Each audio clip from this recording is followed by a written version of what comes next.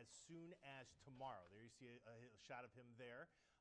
Dorsey most recently served with the Kansas City Chiefs and was part of the turnaround that we're still seeing today from Kansas City. He was Andy Reid's right-hand man as GM from 2013 to 2016. The Chiefs in that span, 43 wins, 21 losses. That's the fourth highest winning percentage in that span. Last year, of course, Kansas City went 12-4, won the AFC West title. His contract was not renewed in the offseason, and that was kind of a surprise to a lot of people, and it was really more apparently because of not dissatisfaction with his job performance, but of contract. They just could not come to terms, and that meant that John Dorsey was a free agent just waiting for somebody to pick him up. Now, we found out today that the interest from the Browns in John Dorsey isn't new. They, according to Ian Rappaport of the NFL Network, had really been vetting Dorsey over the last month or so to see if he would be a fit for the Browns in some capacity, and they made the decision. They wanted to go with a man who's completely different from what we've seen in charge of the football operation over the last 2 years in Bria and Sashi Brown. And I say that because John Dorsey, as my colleague Ben Axelrod put it on the web, and you can read right now 3 things to know about John Dorsey at WKYC.com. As Ben put it, when you think about Dorsey, you think about him as a football lifer. He played for the Green Bay Packers. He was drafted out of UConn in 1984 and played 5 years for Green Bay through 1989, and then kind of worked his way up in the scouting ranks and, kind of the elbow grease, so to speak. He became a scout with the Packers, stayed with them all the way through 2012, and then had the opportunity to leave Green Bay and come to Kansas City to become their general manager. So, Dorsey certainly has the pedigree that you would be looking for somebody who's a football man to come in and be in charge of the Cleveland Browns personnel office, and that is going to be the case. Now, what's going to be interesting is to find out how the Browns are going to structure the front office around Dorsey.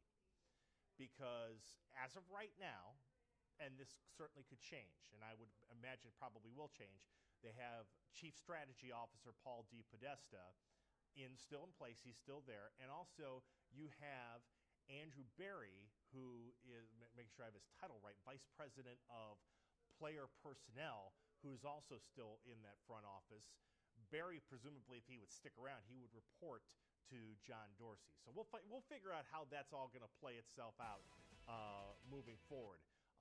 Again, you see it right there at WKYC.com. Ben Axelrod wrote earlier today, when we started to kind of read the tea leaves a little bit and see that the Browns really wanted John Dorsey. And the reason why they made this move so quickly is because they're not the only team that's looking for a general manager.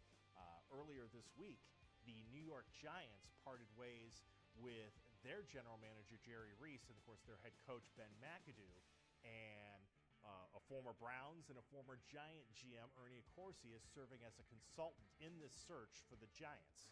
And Dorsey was believed to be a target for New York. So if the Browns wanted to do this, they were going to have to do it quickly. Thus, this morning, they dismissed Sashi Brown, and now this evening they bring in John Dorsey. A couple of quotes for you.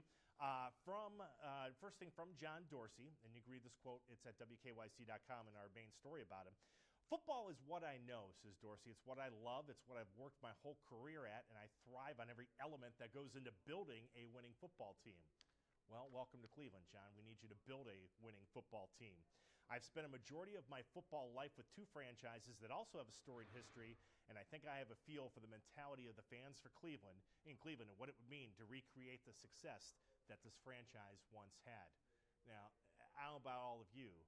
That is music, I think, to a lot of fans' ears. Somebody who comes in with an appreciation of the tradition, because quite honestly, when you think about the Browns, that's almost all we have left, isn't it?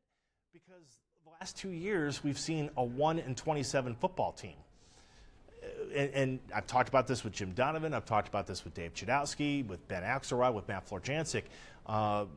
When you think about the Browns and what they have going for them, really the big thing you'd say is tradition, that this is such a great football town, a football area. The pedigree is wonderful. And, that's what John Dorsey, understands, and that's what he's going to try to reinstill here in Cleveland. From ownership, Dee and Jimmy Haslam, we are thrilled to have John Dorsey lead our football operations. John has been immersed in the NFL for 26 years, won 2 Super Bowls. Of course, he won the 2 Super Bowls with the Green Bay Packers, once as a scout in the mid-'90s and once in 2011, in their personnel office. So he's been a part of 2 Super Bowls as an executive, as a scout, as a personnel man. He's built sustainable winning football teams and is highly respected for his football acumen. We know we have a critical and very positive opportunity ahead of us to profoundly impact the foundation of this football team. Bringing in someone of John Dorsey's caliber, his track record, and his experience significantly strengthens our opportunities to build a winning football team. So that is from Dee and Jimmy Haslam, the Browns ownership. So they took care of this, and they did it very quickly and very decisively. Tip your cap to them for that. I mean, they decided that this couldn't go on the way it was.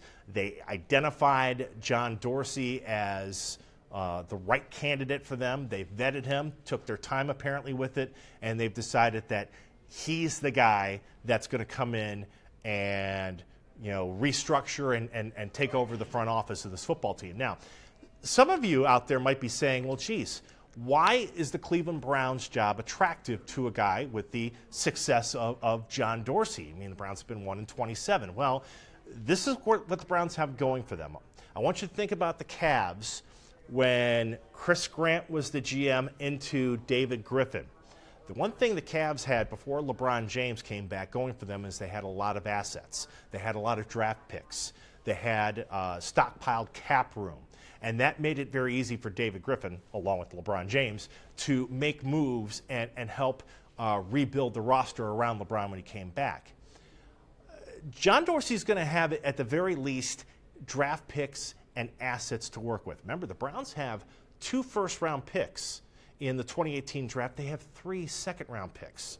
I mean, they've got a lot of assets to work with. They've got a ton of cap space if they would want to use that for free agents.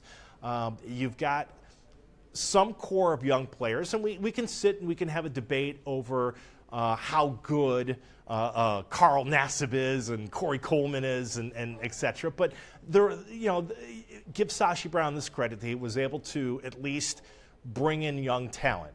It didn't develop fast enough. That was certainly a big problem.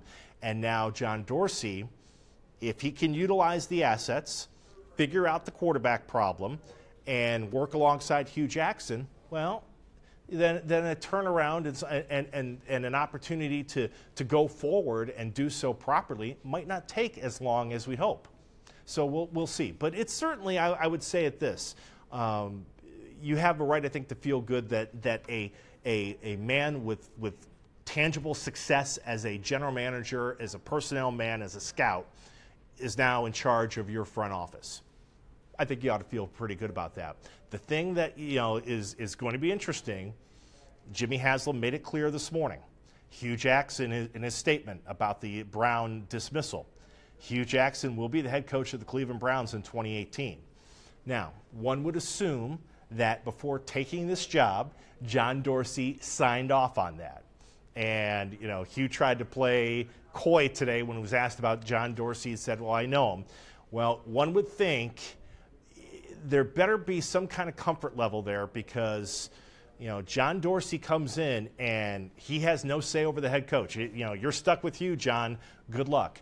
That's not generally how it works. Usually you let the general manager or the person you put in charge of your football operation decide on who's the head coach.